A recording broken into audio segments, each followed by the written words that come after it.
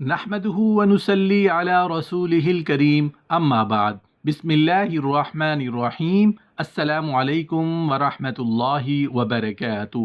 تسبیح فاطمہ کیا ہے؟ تسبیح فاطمہ پڑھنے کا بار بار کیوں کہا جاتا ہے؟ تسبیح فاطمہ کتنا پاورفل ذکر ہے؟ تسبیح فاطمہ پڑھنے کے کیا کیا فائدے ہیں؟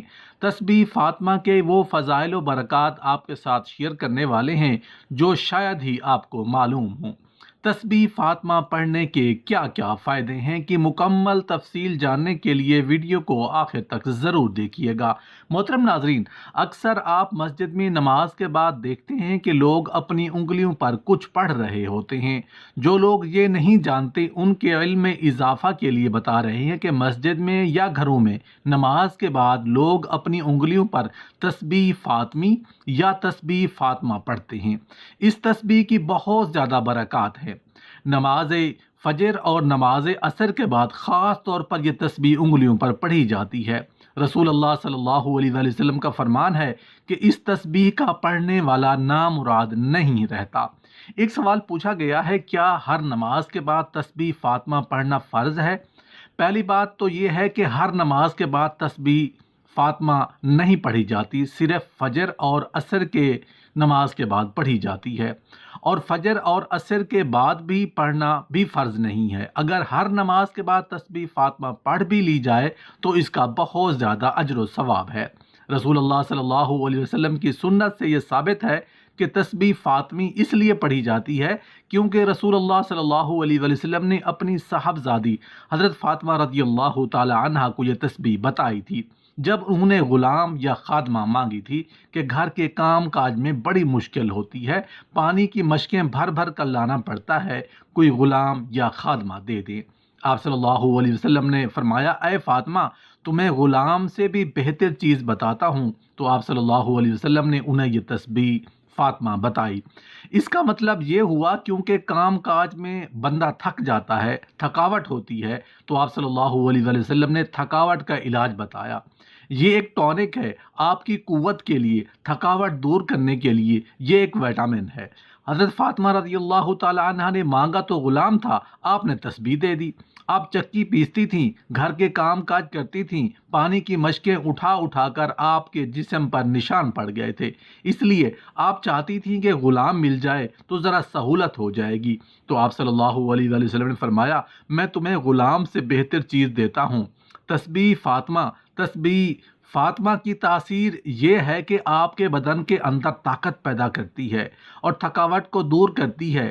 اگر آپ 3 دن سے نہیں سوئے اور تسبیح فاطمہ پڑھ کر سو جائیں، صرف 3 گھنٹے کے لیے سو جائیں، تو جب آپ اٹھیں گے تو آپ ایسے فریش ہوں گے جیسے آپ 3 دن سوئے ہیں۔ یہ ایسی تسبیح ہے۔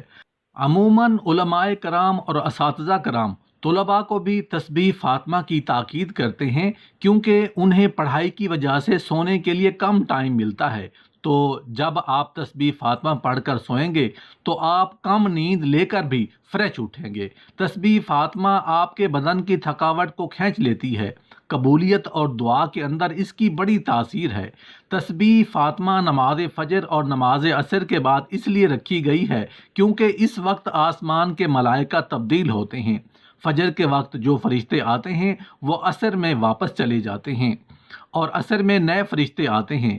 اس وقت یہ تسبیح فاطمہ پڑھی جاتی ہے کیونکہ فجر کے فرشتے آپ کی تسبیح لے کر جا رہے ہیں اور جو عصر کے فرشتے آ رہے ہیں وہ سب سے پہلے آپ کی تسبیح و تقدیس سنیں گے تو اللہ کے ہاں وہ آپ کی گواہی دیں گے۔ اس لیے 2 نمازوں فجر اور عصر میں یہ تسبیح پڑھی جاتی ہے۔ سبحان اللہ، الحمدللہ، اللہ اکبر، یہ 3 کلمات بہت طاقتور ہے۔ ایک حدیث میں آتا ہے کہ رسول اللہ صلی اللہ علیہ وآلہ وسلم نے فرمایا، جب تم نفل پڑھ کر سلام پھیرنے سے پہلے 10 مرتبہ سبحان اللہ، 10 مرتبہ الحمدللہ، 10 مرتبہ اللہ اکبر کہہ کر سلام پھیرو تو فرمایا دعا کرو گے تو فوراً قبول ہوگی، یقینی دعا قبول ہوگی۔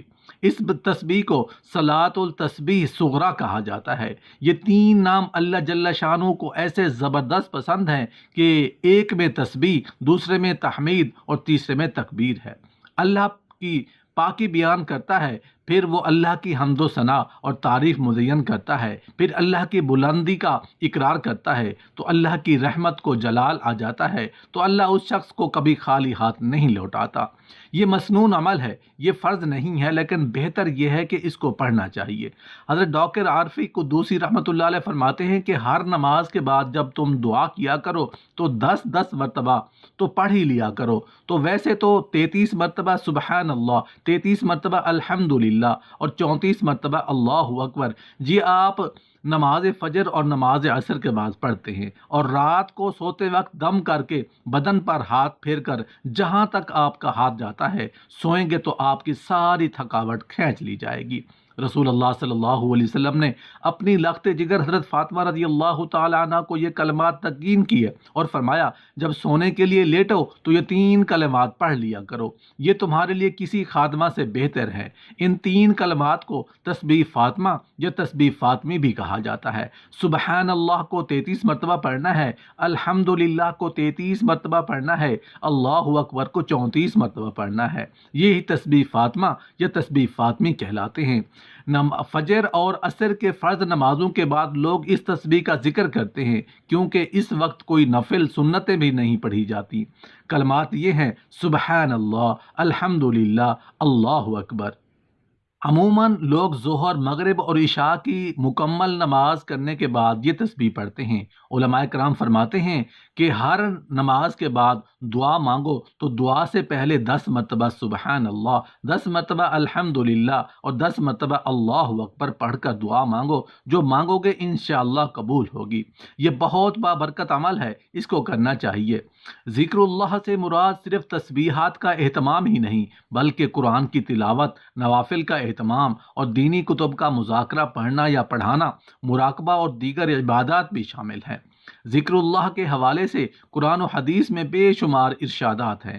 اللہ تعالیٰ کا ارشاد ہے، نیک صفات مومن مردوں اور عورتوں کے ساتھ ساتھ اللہ تعالیٰ کو کثرت سے یاد کرنے والے مردوں اور عورتوں کے لیے اللہ نے مغفرت اور اجر عظیم تیار کر رکھا ہے۔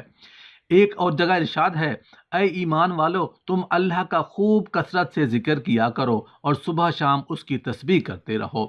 ایک اور مقام پر ارشاد باری تعالیٰ ہے، جو لوگ اللہ پر ایمان لائے ان کے دلوں کو اللہ کے ذکر سے سکون ملتا ہے، اور خوب سمجھ لو کہ اللہ کے ذکر میں ایسی خاصیت ہے کہ اسی سے دلوں کو حقیقی اطمینان ملتا ہے۔ ایک حدیث شریف میں ہے کہ حضرت معاذ جبل رضی اللہ تعالیٰ عنہ کی روایت ہے کہ رسول اللہ صلی اللہ علیہ وسلم کا ارشاد ہے، عذاب قبر سے نجات دینے والا کسی آدمی کا کوئی عمل اللہ کے ذکر سے بڑھ کر نہیں ہے۔